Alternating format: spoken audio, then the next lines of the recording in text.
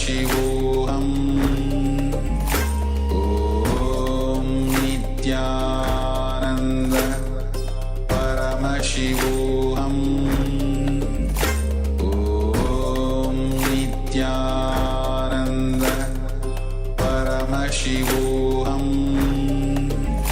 Om Nityananda Paramashivoham Om Nityananda Paramashivoham Om Nityananda Paramashivoham.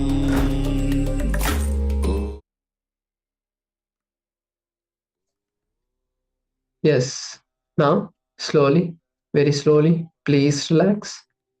With this powerful meditation process, let us now manifest the powers of Paramashiva. We are going to be manifesting the Ashtamaha Shaktis, the next round of this power. So, previously we looked at the Shastra Pramana, which gave us the technique to manifest the power of the Ashtamaha Shaktis. Now let's move to the second round of this manifestation. So in the next round now, we are going to be increasing the weight of our body. Last time we did the increasing the size and the height of the object. Now we are going to be manifesting the power of increasing the weight of the object. So first take a few minutes to measure the weight of an object. Choose any object. It's perfectly fine, whether it's a ring, a coin, anything is fine. You can take the base measurement of that object. And once you take the base measurement, write it down and take a picture. You can use a timestamp camera so that you can authenticate these powers even more and share it with your friends and family. So first take a picture with the timestamp camera or even with your phone camera. Just take a picture of the base weight. Then place the object in your palm. Close your eyes. Intensely visualize that the weight of the object is increasing. Then declare to Paramashiva, telling that Paramashiva, flow through me now and let the weight of this object increase. Then intensely chant the Mahavakya, and at the end of the power manifestation will be very fine. So let's now take a few moments to begin.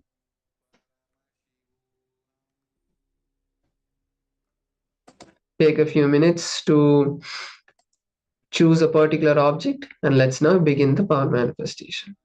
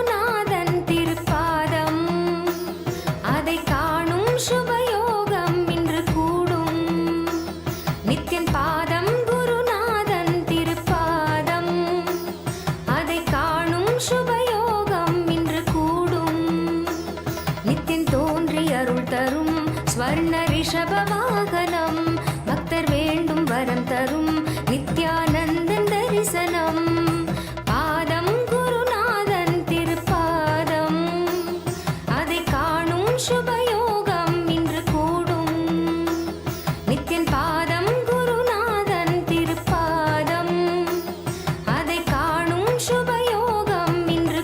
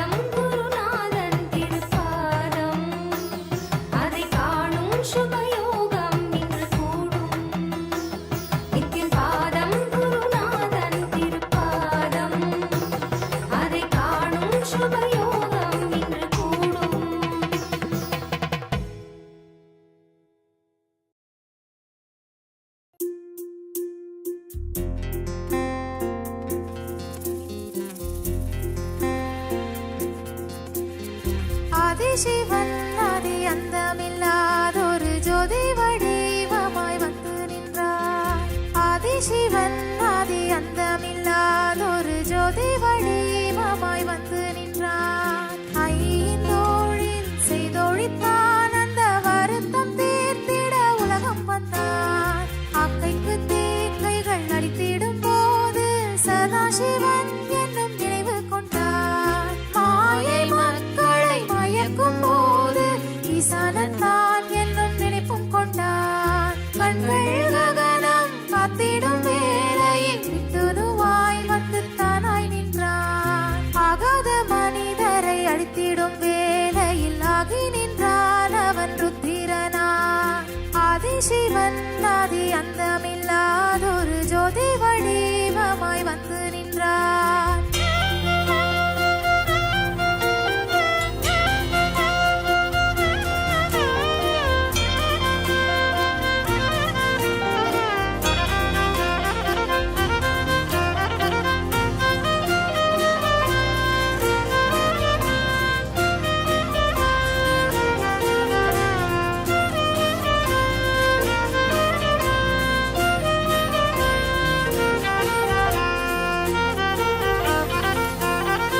ஆக்கிடும் தன்மை மறந்தேனோ என ஆண்மையின் மீது சந்தேகம் கொண்டான். சந்தேகம் தீர்த்து அப்பன் நீயே என்று சொல்லிடவே வந்த மகள்கள் நாங்கள். புவிக்கு பூரணமாய் வந்த நாதனின் பூரணத்துவத்தின் காரணம் நாம். புவிக்கு பூரணமாய் வந்த நாதனின் பூரணத்துவத்தின் காரணம் நாம்.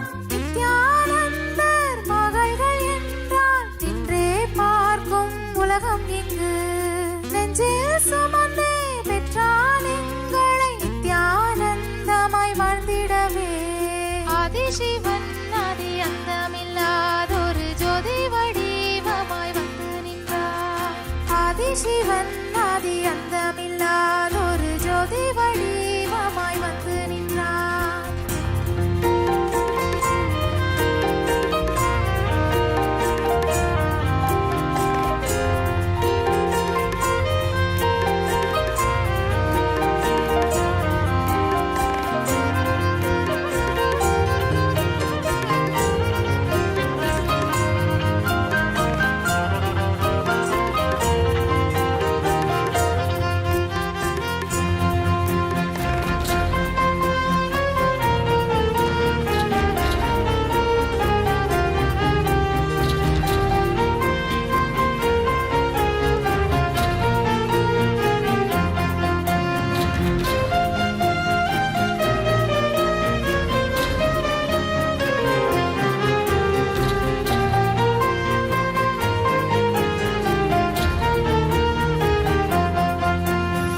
ஆதிசிவன் ஆதி அந்தமில்லாதொரு ஜோதி வடிவமாய் வந்து நின்றான்.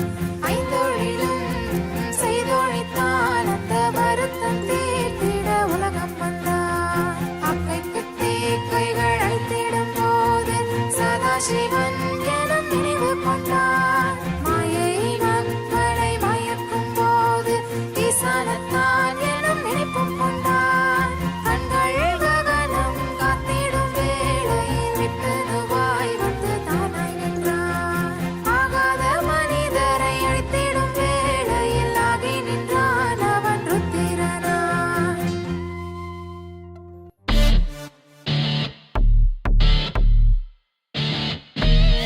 Paramashiva, Paramashiva, Paramashiva Nityananda. Paramashiva, Paramashiva, Paramashiva Nityananda. No worries, be happy intensely, enjoy life, enjoy life. No worries, be happy intensely, enjoy life, enjoy life. Enjoy every moment of life with pure excitement. Always auspicious, always auspicious, always right strategic plan. Ultimate experience every moment. No study, just download from the cosmic archives. No study, just download from the cosmic archives. No greed, no fear, and clutching is the fastest gear. Paramashiva, Paramashiva, Paramashiva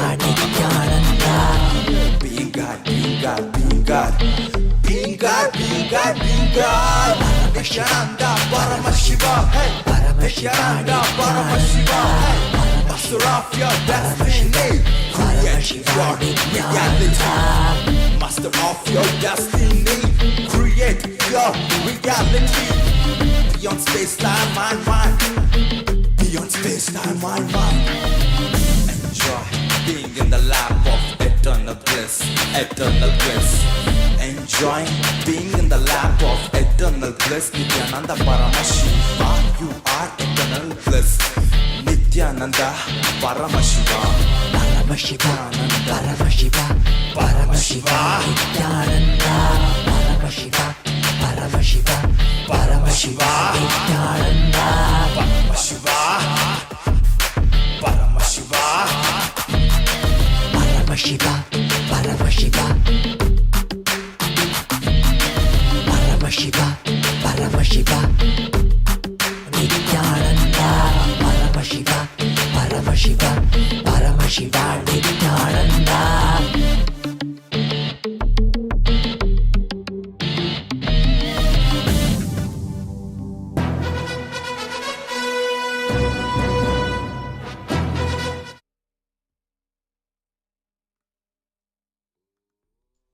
Now, slowly, very slowly, please relax. With this powerful round of manifestation, let's take a moment to verify if the object that we are manifesting with has increased its weight. Once again, place the object on the weighing scale, take a picture of the final result, and you can also share it in the Zoom chat, how your manifestation happened.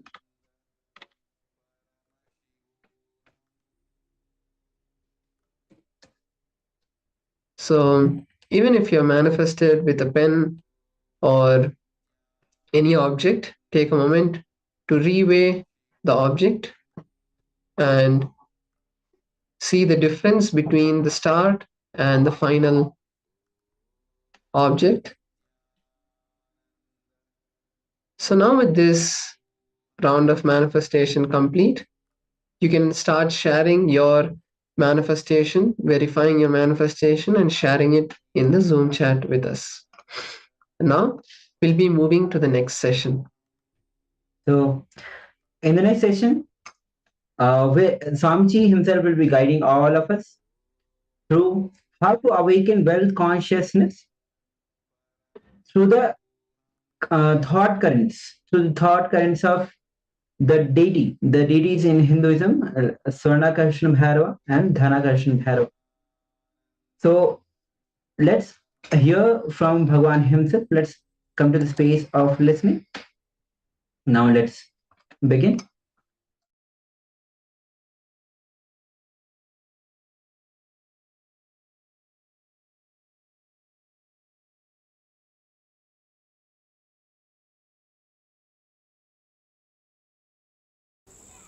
Awakening wealth consciousness.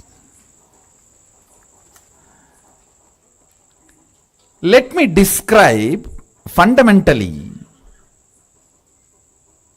what is wealth as per the reality. Understand?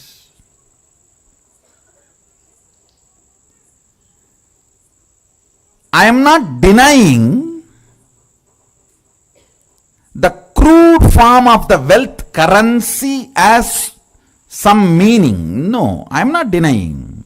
I am not saying that crude form of the currency, the country currency you use, the raw form of the wealth. I should say the crude form of the wealth which you use for any transaction. I am not saying it has no role, no value, no. I only want to declare that is not alone wealth. Understand? Current which keeps the currency current is wealth. Understand? The Vedic definition, current which keeps the currency current is wealth. What is fundamentally currency? 100 of us are sitting here.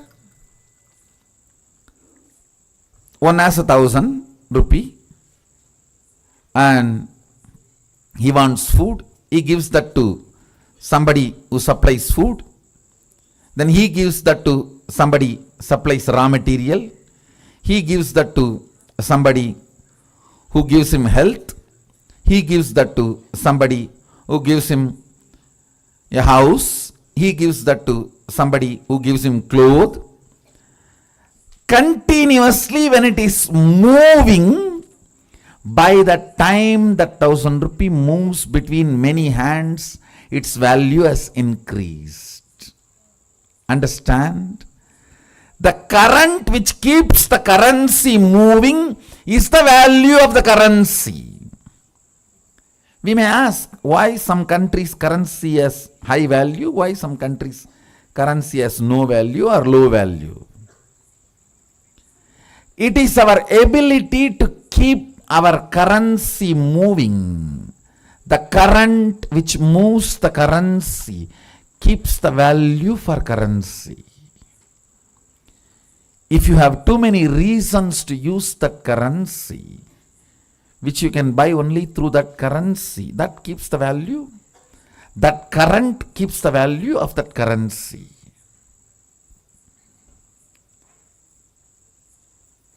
Mahadeva, Sadashiva, the greatest economist, defines wealth. Understand? You will never look at Mahadeva as an economist. Understand? He can wear ordinary Rudraksha bead which has no value. Because he wears it becomes a trend, fashion, millions wear, and that becomes a valuable commodity now. Many of you don't know the Rudraksha I am wearing, that is more valuable than the gold covering it. It is highly praised than the gold covering it. You will not understand the economy of Mahadeva, Sadashiva, till you understand the real wealth.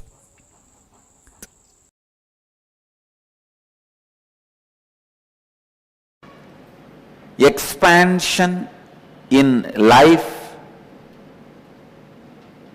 is freedom. Anything which restricts brings bondage and suffering. When I say expansion, I don't mean this expansion. I mean expanding in health, expanding in wealth, expanding in every field is success.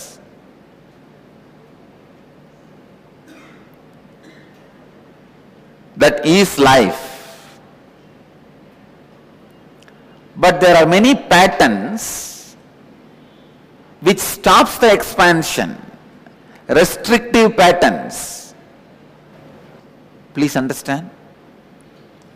There are thousands and thousands of engrams. Engram means engraved memory.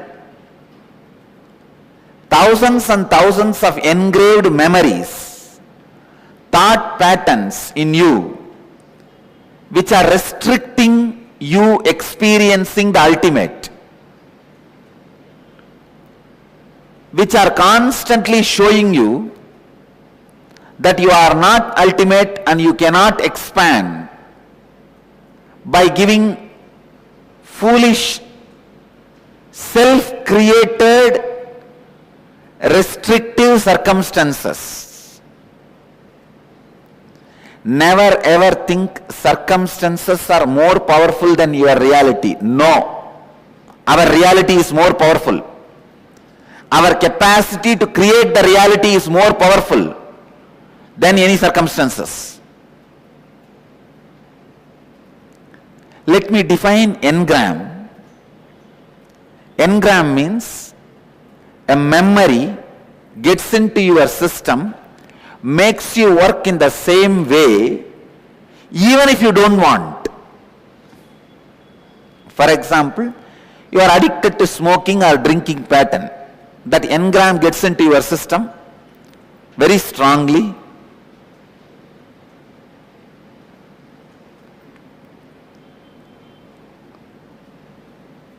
After 2 years, even if you want to give up, you won't be able to give up. When the time comes, from inside you will hear smoking, cigarette. When the time comes, from inside you will hear, come on, open the bottle. Simply you can't do anything. Your body will just move. It will open, drink, fall asleep. Next day morning when you are having fight with your spouse only, you will even remember. It is not good for your health. One of the biggest lesson I have learnt from my life, and I wanted to share with all of you, is have a strong experiential clarity about you. Nobody should be able to penetrate and alter your idea about you within you.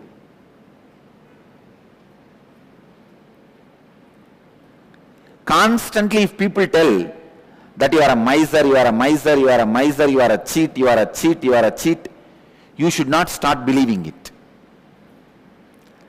That strong clarity about yourself, if you just have that, that's enough. You won the game of life. Nothing else can protect you other than the clarity about you. If that is there, nobody can harm you. Please understand, you are so weak, when people around you doubt, you also start doubting you. That's one of the biggest weakness human beings carry. Destroying others' opinion about you is not that big failure. But if you are also influenced by the others' opinion about you, you are a failure. In my case, the only reason I won the game, they lost the game, is they are able to convince the whole world about me, but they are not able to create one doubt about me in me. Have a strong fort. Nobody can take away your kingdom. Strong fort means in your inner space, be authentic and clear about what you are and what you believe, what you want. Many times, in you, when the clarity is not there, when you have restrictive patterns, suffering starts for you.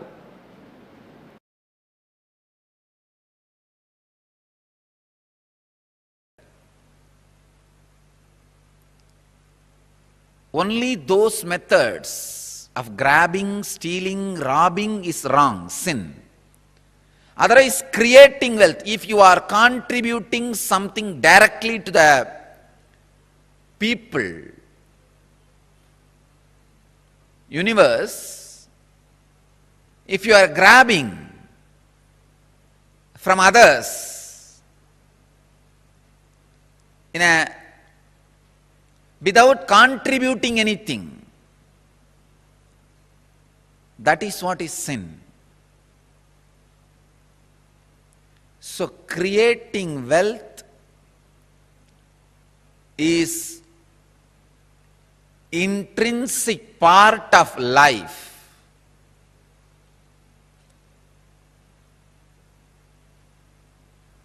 Krishna says very beautifully in Gita, Gahano karmano gatihi. The universe by its nature works. If you have at least the goal of creating wealth, you will be creative. Your energy will be channeled properly. I can give you the clear guidance. The first priority should be in the life for moksha, enlightenment. Till that happens, the second priority can be creating wealth. Understand? Not grabbing or robbing or stealing. Creating wealth.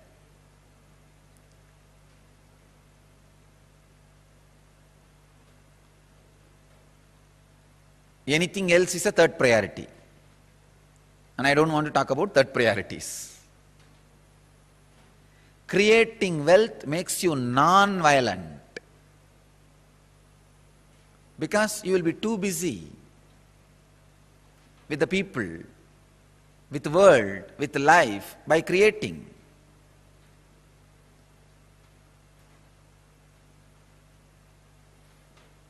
First, remove the guilt about wealth from your inner space. Second, understand the expression of life through you is equivalent to the wealth you create, not grab, you create. So the more and more life energy starts expressing through you, more and more you create.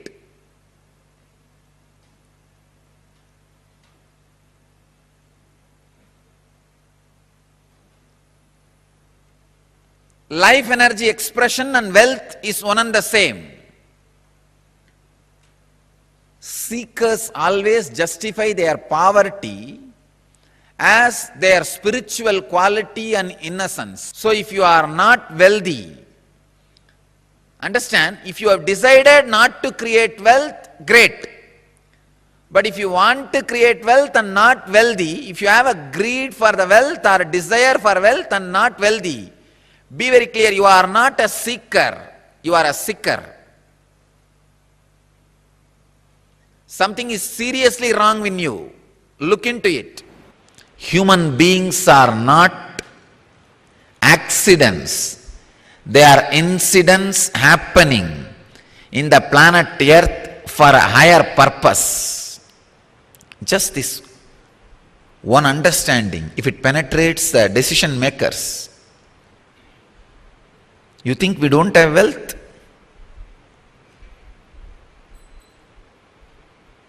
You think we don't have intelligence? No. We just don't have love, heart.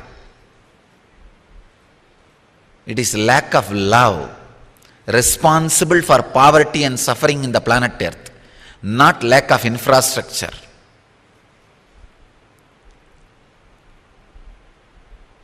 I tell you, humanity has reached the fulfillment of the outer infrastructure on January 1st, 1978. After that only I landed on the planet Earth. I am not making any stories or jokes. I tell you, humanity has reached whatever necessary for the outer world fulfillment.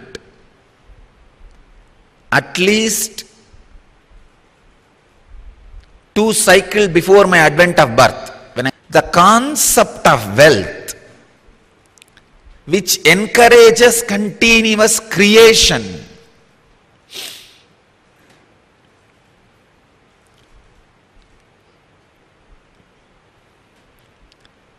the concept of wealth which continuously encourages creation, not which leads human beings towards destruction, which leads human beings towards creation.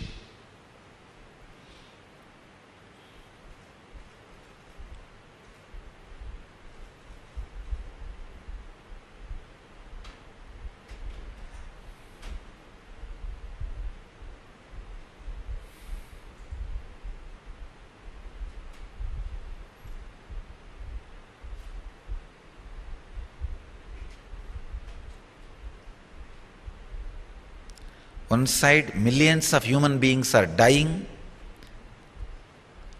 because they don't have medical care. Other side, Millions of human beings are killed because they wanted to retain their boundary. One side, millions are dying without food. Other side, millions are dying because of too much of eating.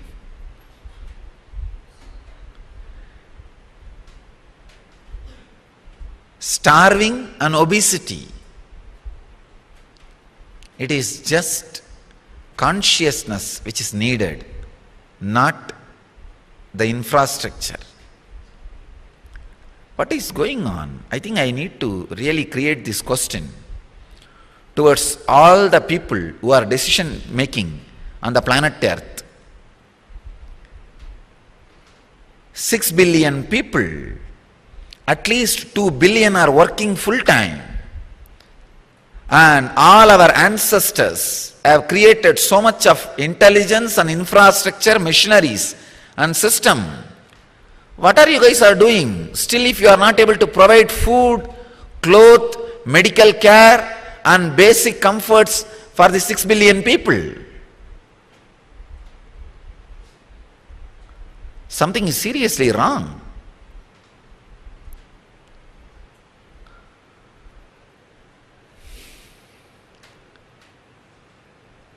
The right way of using power.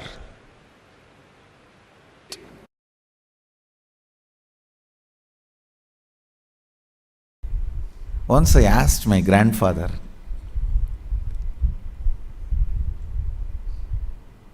he is really such a person of charity.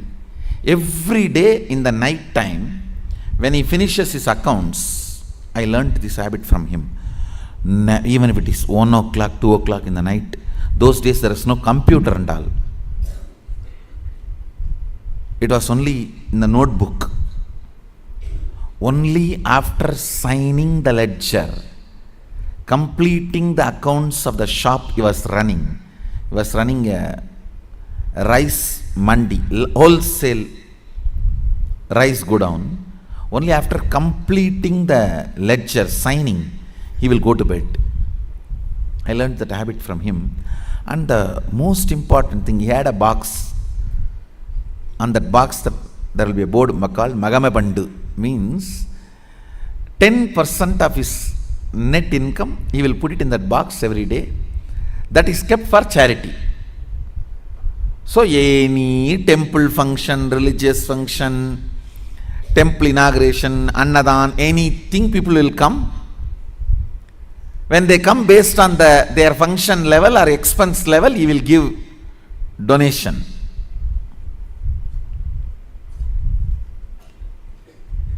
Once I asked him, what is the use of giving money like this, donations like this? He said, the result of giving donations like this is more people will come to receive donations. That's all. Understand, reward for wealth is more wealth, reward for love is more love, reward for work is more work, reward for charity is more charitable, more charity opportunities. Reward for integrity is more integrity.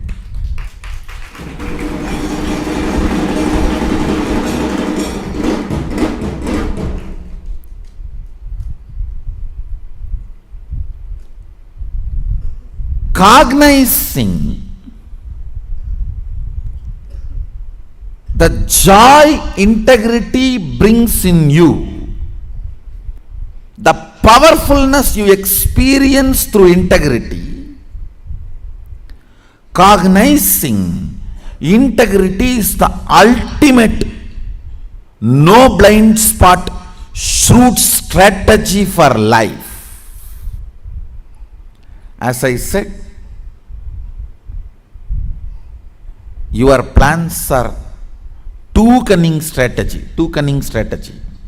Integrity is three cunning strategy. Mukkan strategy.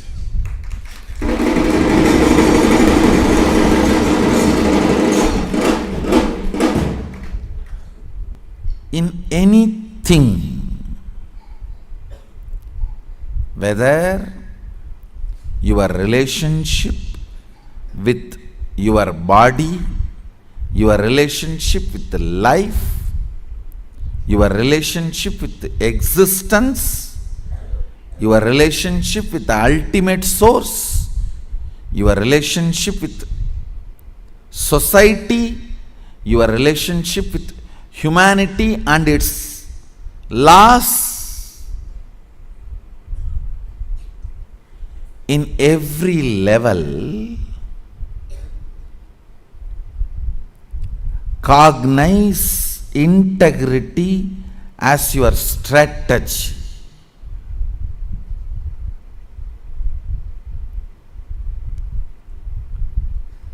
Being true to the thought current you are living.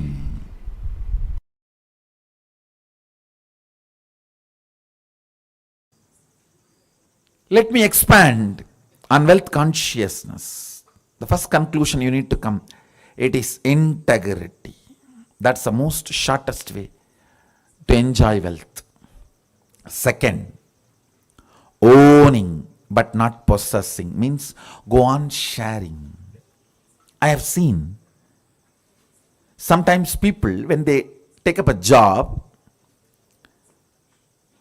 they develop vengeance towards boss. Hey, you are giving only 50,000 salary for me. I'll work only for 8 hours minimum just to handle your questions, not more than that. So this is the way he starts. He thinks he's cheating his boss. In 6 months, he himself starts believing this much only is his capacity. He has cheated himself. Understand? Cheating your boss. In 6 months, you will believe that as your capacity and you will cheat yourself forever. You making your boss believe this is only your capacity because you want to take revenge on him. First conclusion you need to arrive is integrity is the best strategy. The next conclusion you need to arrive, own but don't possess. Go on be sharing, whether it is you or your space or your qualities or your qualifications. I tell you, the words you utter people may listen, but the way you behave people feel it. Let your behavior is all about owning, not possessing. That's the second conclusion. Third, let your enriching be most authentic, means every day upgrade yourself. Ultimate should not be final. Ultimate grows every day.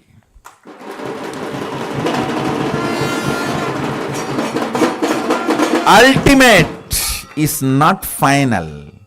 Today's ultimate is not tomorrow's ultimate. Tomorrow's ultimate is different. Brahmanda expands, cosmos expands. For you, something is ultimate today, which is not ultimate tomorrow. It expands. So, go on becoming authentic in your sharing, enriching. Next, important conclusion, do not feel shy to encourage people to support you back to enrich the world. Be confident, courageous about what you are doing.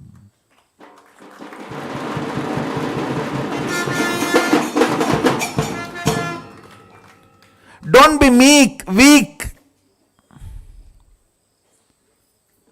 Be confident about what you are contributing and encourage people to contribute back to them so you can continue to contribute. You can keep this Dharma Chakra alive. That's all. Just these 4 conclusions arrive. Now, one good news I have for you is our Vedic masters, Vedic rishis, Vedic visionaries, starting from Sadashiva, they have mastered a science to bring these highest thought currents and ignite your inner space through certain rituals and processes. That's what we call homa and making aushadha. Understand? Thought is as matter as any item which is seen by you in front of you. Please listen. I am repeating. A thought current is as matter as the mic, camera, TV, and all the items you are seeing in front of you. If this hand key can be given to you, a thought current also can be given to you. Our Vedic visionaries have mastered the science of bringing a thought current and infusing it into the people. It is called initiation. They mastered this science. It is possible. It is reality. There is no placebo effect range. Understand? There is something called placebo effect. Any doctor gives any medicine, 40% of the patients will be cured. That's called placebo effect. The effect of this initiation is not the placebo range.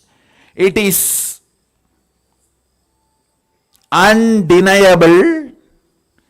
It can stand the scrutiny of the verification, follow-up, documentation and scientific research and analysis.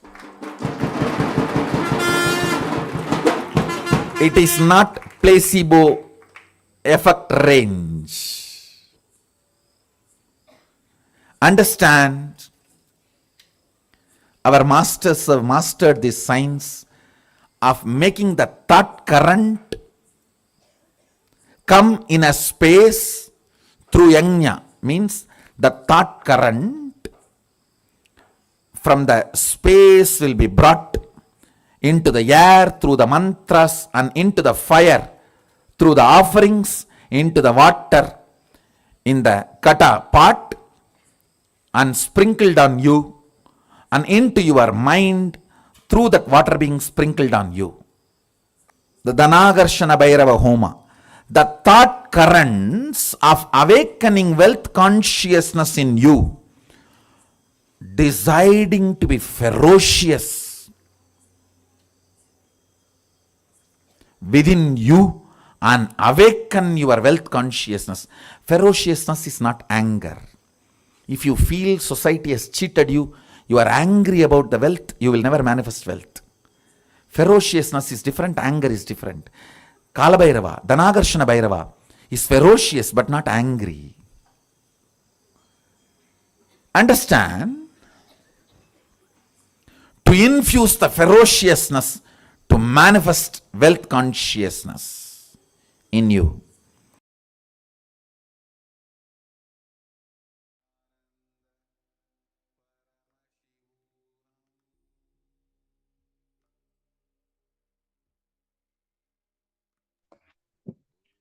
Yes, welcome back from that beautiful video by the Supreme Pontiff of Hinduism on wealth, awakening wealth consciousness. So the Supreme Pontiff of Hinduism has highlighted 4 points in terms of the of awakening wealth consciousness in you, and these are: integrity is the best strategy, owning, not possessing, go on sharing, let the ultimate go on expanding. So whatever you have as ultimate now, it will change in time, it will expand. So the ultimate today will be less than the ultimate tomorrow. So go on expanding, and also be courageous about what you are doing. So we have restricting thought patterns within us, but we need to be authentic. We need to be strong in our inner space about what it is that we are and what it is that we want to do. So, yes. So Now let us also understand a few other powerful cognitions that Swamiji had mentioned in the satsang. He said the first conclusion you need to arrive is integrity is the best strategy. And the next conclusion we need to arrive is that don't possess. Go on sharing, go on being a source of contribution. Do not own or possess. Go on sharing. You will be showered with more and more. The third thing that Swamiji had mentioned was that let your enriching be more authentic. Means, as Maharaj had said, upgrade yourself every day, as today's ultimate will not be tomorrow's ultimate. Go on expanding and expanding yourself. And finally, is do not feel shy to encourage people to support you back to enrich the world. Be confident, be courageous about what you're doing. And Swamiji had also mentioned about a story from his grandfather's life, where one Swamiji asked his grandfather that why is he doing so much of charity? Why is he giving money like this, donations every day? His grandfather said that the result of giving donations like this is more and more people will come to receive donations. That is all. So with these powerful cognitions, let us now internalize our perception of wealth consciousness. So let's take a few minutes now to first pen down the things you want to manifest once the wealth consciousness is going to be awakened in us. So you may think that if I experience that wealth consciousness in me, the first thing I want to do is to manifest a big house, a big car, and lot of luxury in my life. Or it might be that you want to manifest the Sarvagnya Pita Yajaman and complete that offering to Swamiji. Whatever it may be, list down the goals you want to achieve once the wealth consciousness manifests in you. Then you can also pen down that what you want the wealth consciousness once it happens in you, and anything you want Swamiji to bless you with before that happening as itself. What do you want to manifest? So it can be anything. You can pen down any wish you want, whether it is like how I said, a big house or a car, anything you want to manifest. Take a few minutes to write down. So let us now begin this process of internalizing what we want to manifest once our wealth consciousness is awakened. If you have any questions, you can also share them in the chat and we'll be able to help you and guide you.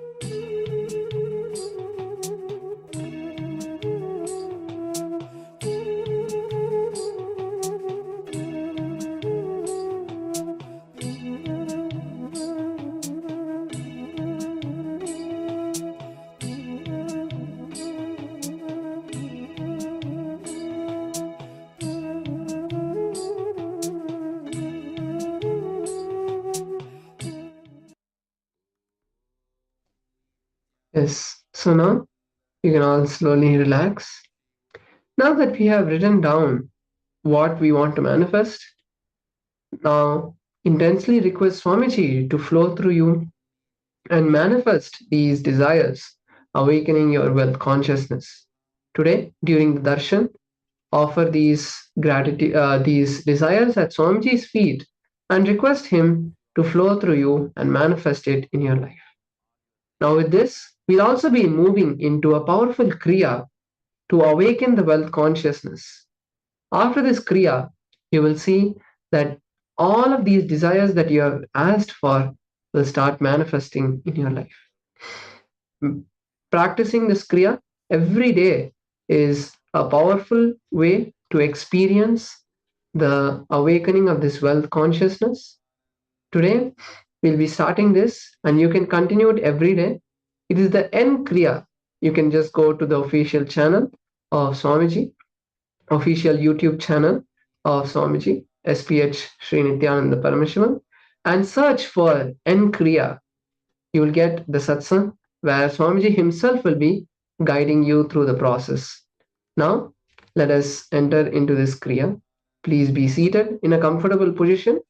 Keep all the distractions aside, and let us now enter into this powerful process.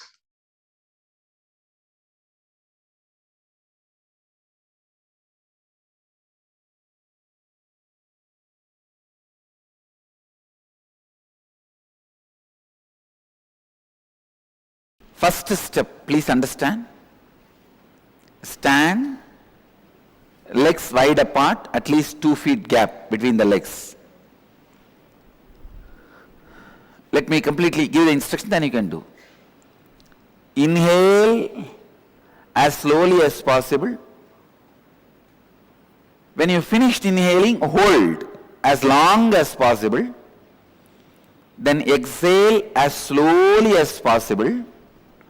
After completely exhaling, hold as long as possible your lungs empty. Inhaling as slowly as possible, holding as long as possible, exhaling as slowly as possible, holding the lungs empty as long as possible. All 4 actions slowly as long as possible. This is the first step. If you already have any heart problems, like blood pressure, any other heart conditions, please don't do this kriya. Others can do. This is the first process. Please start. I will guide you further in every level. Legs wide apart. 2 feet. This kriya is to break the patterns of suffering of money in you. Any pain, suffering related to money, the patterns will be broken. The kriya, use both the hands, not only one hand. Use both the hands. Use both the thumbs. First inhale as slowly as possible. Hold as long as possible.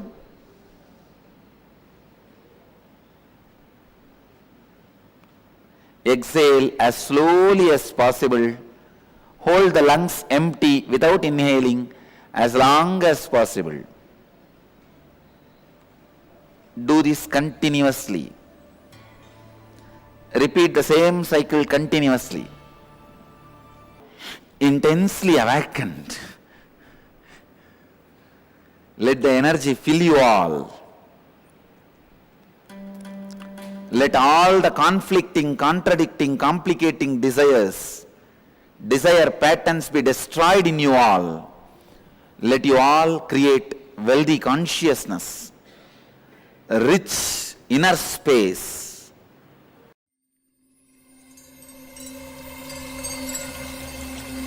I welcome you all with my love and respect. Let you all open all your 3 eyes. Om Nityananda Paramashivoham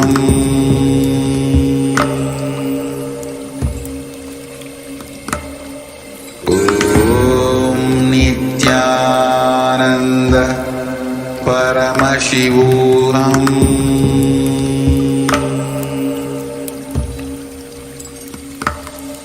Om Nityananda Paramashivoham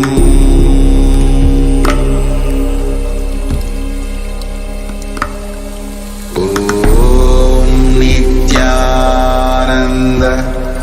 Paramashivoham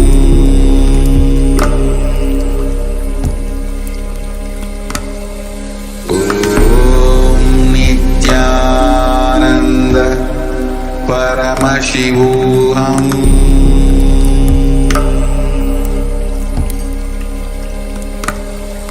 Om Nityananda Paramashivoham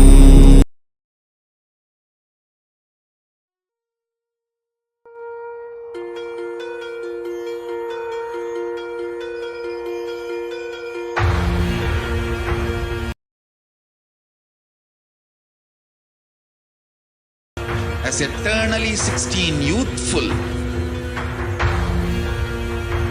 Commit with Paramashiva. Only He exists. Anything else is delusion. Now, sit straight. We'll enter into the process. Nityananda Paramashivoham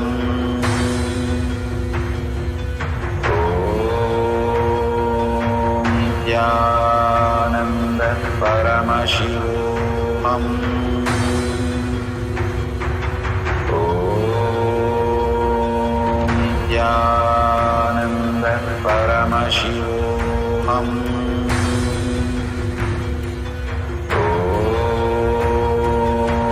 Nityananda Paramashivoham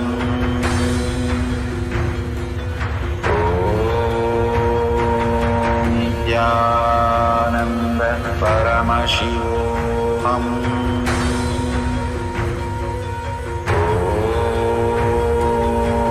Nityananda Paramashivoham Om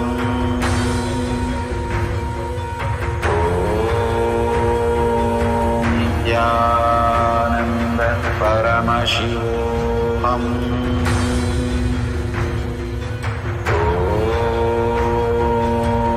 Nityananda Paramashivoham Om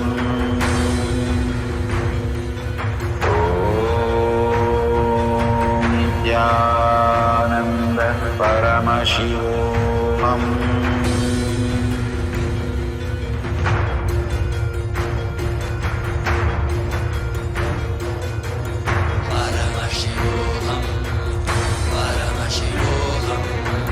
Let Paramashiva's third eye manifest in all our third eyes. Let the Amrita pour, let the Vanni open up, manifest in all of us.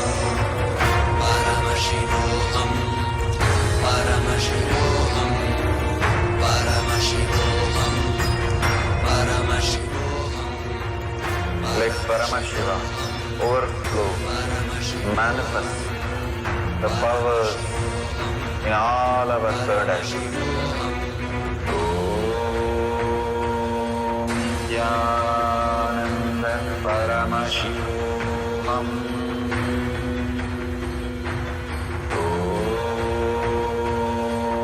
Nityananda Paramashivoham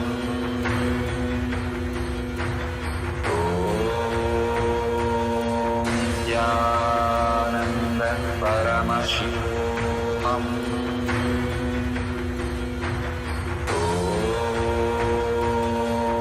Nityananda Paramashivoham Om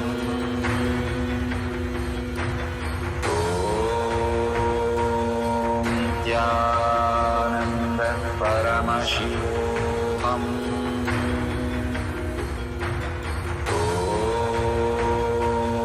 Nityananda Paramashivoham Om